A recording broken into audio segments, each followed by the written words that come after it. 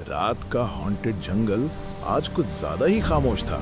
पेड़ हिल रहे थे पर हवा बिल्कुल नहीं चल रही थी। लोग कहते हैं इस अंधेरे जंगल में एक आतंकी बाघ रहता है जो सिर्फ रात के गहन साए में दिखता है। और आज उसकी पीली चमकती आंखों ने अंधेरे को चीर दिया। धीरे धीरे एक विशाल बाघ सामने आया। वो गरजा और साए पर बिजली की तरह झपटा, पर कुछ अजीब होने वाला था। जब उसने साए को पकड़ा, उसका खून जम गया। वो साया कोई और नहीं, उसका खुद का भूत था। इस जंगल में एक नहीं 2 बाघ भटक रहे हैं।